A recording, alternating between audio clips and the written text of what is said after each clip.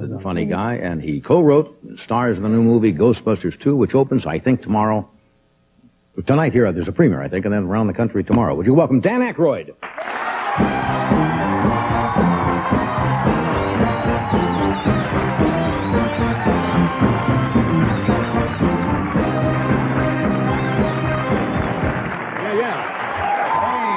Another biggie. Thank you. Thank you very much. Good enough. How about that? Yeah, it's nice.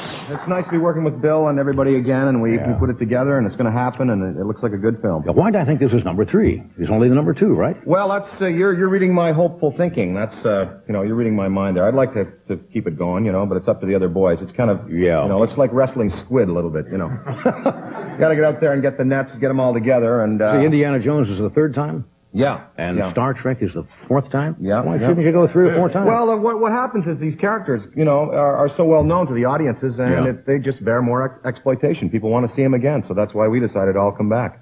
Now, when somebody told me that you believe in ghosts, or you have a ghost in your house... I'm the eternal Were they putting me on researcher. or what? Well, I'm the eternal researcher. There's been a history in my family. Last time we were here together, I showed you that picture of my grandfather with the heads, and I brought my journal for psychical research, which last time, it was a pretty esoteric, journal that time because, they get into things like here, on the quantum mechanics of consciousness with application to anomalous phenomena. Well, sometimes you find accessible things, like there's an article about the seen and the unseen, and here's a good one. Spiritualist healers in Mexico, successes and failures of alternative therapeutics. Now, these are the healers that go in with, their hands and a pencil, and they do kind of, Psychic surgery. Can you just imagine? I mean, why didn't my appendix thing work out? Well, senor, I just had a mesquite and my hands and my fingernails. I mean, you can't expect miracles. It's like... And they go into psychic surgery in this sense. Yeah, they go into psychic surgery. What do they say about it? Well, I mean, he says sometimes it works and sometimes it doesn't. I'm sorry, you're out of luck today. Yes. But we have an old house in Hollywood, and the other day something happened. We were all standing around, and one of the guys said, a weird thing happened. The key to the gas fireplace was removed, and the gas was turned on, and the key was thrown into the grate among the ashes. And this is like, that's not. You mean somebody took it out? Yeah, someone deliberately did this. So that was item 1. Item 2, we're standing around, and we were in the kitchen, about 4 of us, and the dog started to go like somebody had stepped on him. Did you step on a dog? I didn't step on a dog. Did you? It was that kind of thing. So looking in my research, I look up this book, The Seen and the Unseen. It says here that one of the events was a number of inexplicable physical effects, including movements of heavy furniture, a nightmarish black figure that spoke in blasphemy. Sounds like a night at home with me, really. Yes. And something that was apparently tangible enough to grapple with the family dog. So, if you have a dog, they are the best ghost detectors that one... Well, isn't it possible? Now, isn't it just entirely possible? See, I'm rather skeptical on this. Yeah, well, isn't it possible that the flea could have bit the dog, and the dog went, geez, wow, and everybody says, aha! Yeah, but and the fireplace key is missing, and the dog jumped. Now, come on, Dan. Well, I don't know. As I say, these are What other phenomena have you observed? Well, we have 2 technicians in the house there. We have a sound lab downstairs. They were downstairs, and they were programming samples and stuff, and they were interrupted. They heard something on the stairs. They heard a door slam. And they heard like a vocal cry, like an aria from an opera, like, oh, like this. They looked at each other. You going to go up and check that out? I'm going up to check that out. It was that kind of exchange where they just kind of stayed down. We all came home after this party we'd gone to. They told us about the event, and we started to research in the history of the house, found out that the woman who owned the house before, her name was Margaret Oliver, and she was a vocal coach. And she trained Jane Russell, apparently. So every ghost that I've come across or heard about, you can actually apply and put a name to. They actually have names, and... well, if you find the ghost of James Russell, give me a call. Jane Russell, sure. No, she's still around. Are you seriously believe this, or would you like to believe this? I have to say, this group here, Society for Psychical Research, 5 West 73rd Street, New York, send your money. They've been in existence since 1904, so I have to say there's got to be something to it. There really has to be something to it. I just haven't seen anything yet that anybody has done. For myself. You asked the audience here, I went out and asked the audience, so I'm sure they've either heard a ghost story, an aunt, an uncle, a grandmother, or grandfather has told them about events. that have happened. One of the greatest ones, a colleague from Second City, I don't know if I mentioned it the last time, but I won't mention his name. He was asleep in his bed one night, midnight. He was going out, he was about 19, going out with a 16-year-old girl. And he woke up in the middle of the night, bolt upright, and there at the end of the bed was the girl's father. Well, I don't want you to see my daughter again. You know, that's what he laid. And he was like, how the hell did you get in the house? You know, that kind of thing. The apparition disappeared. Next day they found out the guy had died at midnight. He came back to warn this fella, hey, stay away from my daughter in life now that I'm gone. Well, now, that is an event. I had to cry this story out of him. And some people admit, some people don't, you know. I have no explanation for that, Dan. I don't even know how salmon get back upstream to lay, you know, and then die. That baffles me, What too. else? Oh, there's all kinds of stuff here. We had Shirley MacLaine on last week, you know. Yeah. And, Well, she discussing chakras and so forth, and I just didn't quite understand it, but she seems comfortable with it. Yeah, absolutely. Well, as I say, I'm just assembling research. You know, I'm not going to say either way. You know, you have to decide. We should keep an open mind. That's right. I think so. Often in here we hear the ghost of comedy past. Yes. You know, coming in. You say, I think I heard a laugh. And it's really not there. That's right. I've often wondered if you tell a joke in the forest and there's no one there to hear it, is it funny? Yeah. The trees are laughing. No, I don't know. It's an interesting theory. Anyway, that's good, huh? There it is. Yeah, there it is. There's some, It gets pretty deep, doesn't it? It's not too bad. Yeah, they're professional researchers. You know, they're into it. Yeah. We should check that out. We have to do this first? Okay. We're going to come right back, and then we'll talk about some other things. Bill Murray's here, and other people. Julie Budd's here. We're all here. Okay, we're back. With Dan Aykroyd. Bill Murray will be out in a moment. I understand there's going to be the reunion of the Saturday Night Gang in September. In September, we're going to do, get as many people as we can all back together. And Should be fun. You should do, I still remember you doing The Untouchables. You do a great Bob Stack. Now he's got the Unsolved Mystery, so you can go right back to that. Oh, absolutely, yeah. Oh, yeah. How'd you used to call them in the next room? You get that, Lee, Rico, Youngblood, bring the car around by the back. Don't let anybody see me smoke a cigarette. Might take the image. Oh, yeah. Well, that Unsolved Mysteries thing. I mean, they can open it. Okay. You got a, 2 years ago, a woman couldn't find her dentures. They're gone. The bottom of Chesapeake Bay. Who's going to drag for them? We don't know. This, you can do anything. You just go on. Yeah. Reality show. Robert Stack. He's great.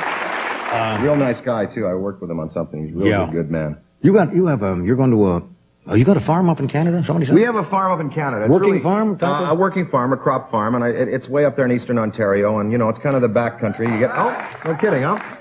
And you get up about 200 miles north of where I am, you need bush planes to get into things, and I'm just thinking, I kind of reflect here, I'm 37 years old. When I started Saturday Night Live in 75, the only VCRs you had were those big 3/4-inch ones. Right. Disposable lighters were just becoming happening thing. Now we have cellular phones, and now we have fax at the farm. Fax machine.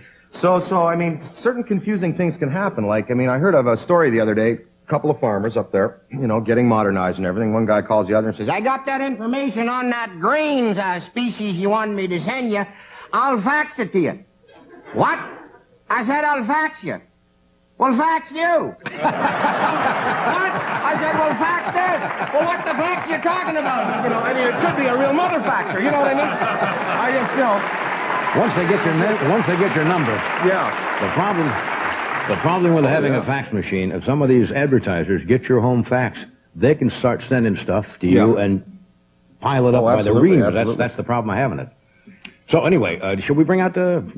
Because we got a film clip we want to show. Listen, yeah. You know Bill, the other star of Ghostbusters, Bill Murray. Come on, Bill.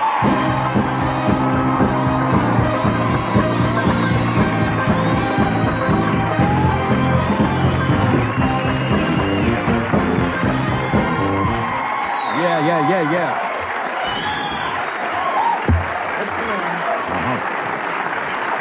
Well, here we are again. Your funny monologue. Thank you. Yeah. Funny. How'd you like the second spot, the graduation address? I was headed for the car. Good, hey. Weren't you, last time you guys were here, you were here together before, weren't you? Yeah. In the other picture. Yes, I appreciate you giving him another platform for his ideas, John. Yeah, do you understand You're very anything? patient with the old book here. It's Yeah. true. How about, do you believe what Dan I think they're ghosts, Yeah. but You know most of them. most of them are just waiters in restaurants. You know, I'm here goes Steve. they take your order and then they vanish.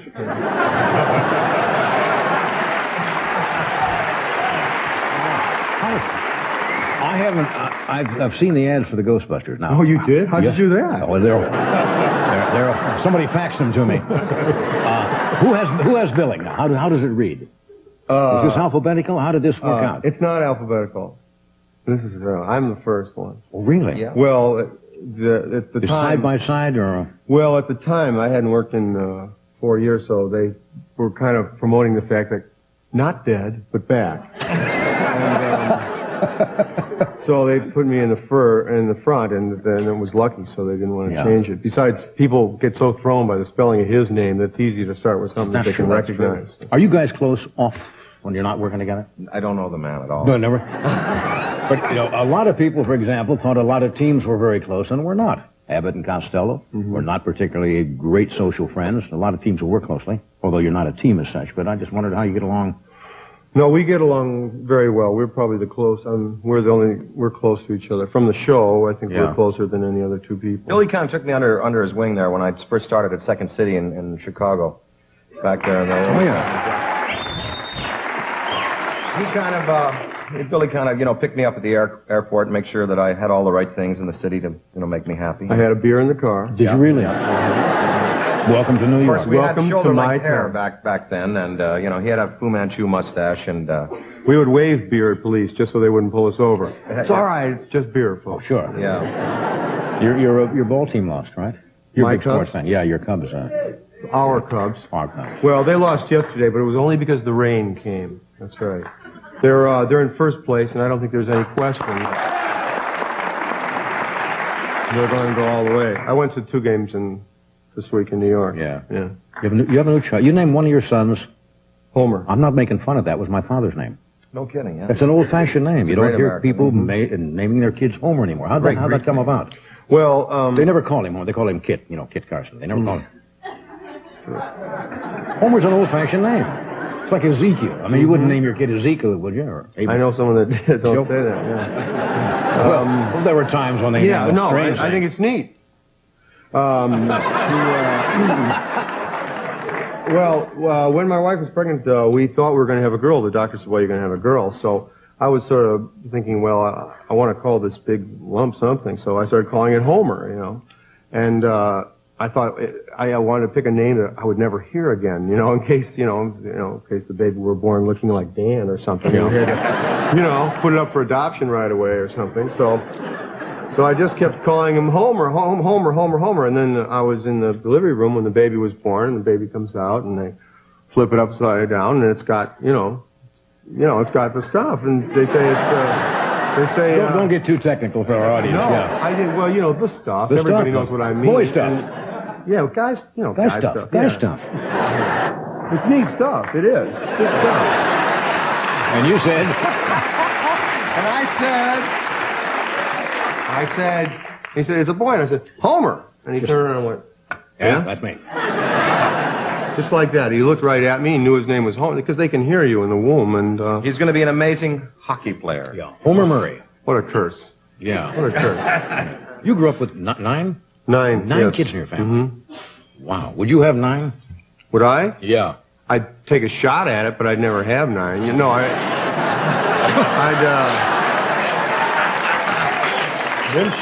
Where's the drummer over there? For We heaven's have sake? no rim shots. Yeah, I'm dying out here. Thank you.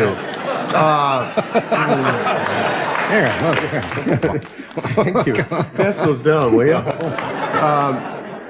Well, I don't know. I've got 2 now, so that's. Both boys. Yeah, both boys. Yeah. And 9 was a lot. I mean, my mother was a sport. Was she ever? Good-natured lady. Yeah, she must have enjoyed a good time and was a sport about the whole thing. Yeah. I mean, some people, like the process, but not the, the paperwork or whatever. Didn't she? Weren't you going to be, if I remember, a doctor once, and Aykroyd was going to be a priest? Yes, that's right.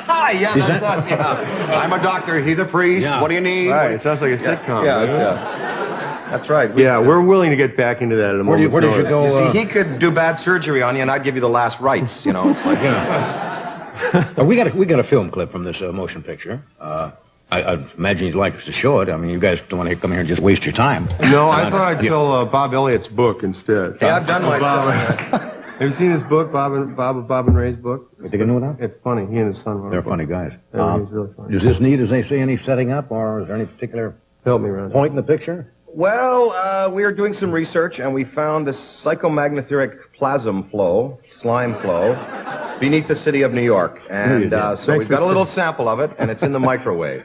All right, Well, you need to know. Watch the monitor here. We've been experimenting with the plasm we found in the subway tunnel. Careful. Should I get spoons? Don't bother. Watch this. Go ahead, Ray. You worthless piece of slime! You ignorant, disgusting clod!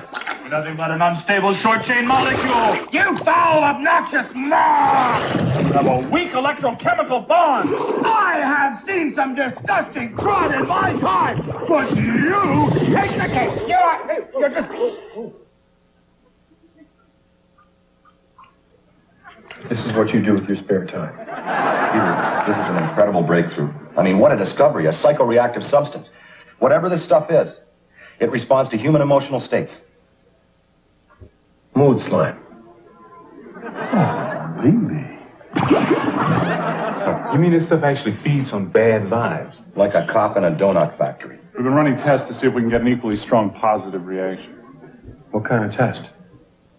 Well, we sing to it, and we talk to it, and say supportive, nurturing things to it. You're not sleeping with it, are you, Ray? Awesome. There you can't miss. You can't miss. Well, I would, even with all the big blockbusters around, I don't see how you guys could miss on this one. You know, you got your built-in audience there. It's a comedy. If you want to laugh and have a good time, it's there, you know. I don't know. I think a lot of these folks want to be miserable, Dan. Yeah. No, I do. I'm just a hunch. Now, you guys can't stay tonight, I understand. Do you really have to leave, or is this the where you're greatest. trying to get out of not This is the hanging greatest around? thing. Oh, we want to stay. No. We have the actual premiere of the movie tonight, and we're going to just go get in the traffic jam to go over there. I think they would like you in attendance. The folks at home probably don't know this, but the Carson show is taped in the afternoon so that Johnny can jump right out and get right into the worst traffic in Los Angeles. But we're actually going to premiere. I've always wondered, where in the hell is Bob Hope going anyway? It's 5:30. I mean, where's he going to go? I mean, Bob always going somewhere. He's always got somewhere. But I mean, people will always get up and get out. I mean, Anyway, thanks for coming, guys. We Hope it's have a big it hit legit. for you.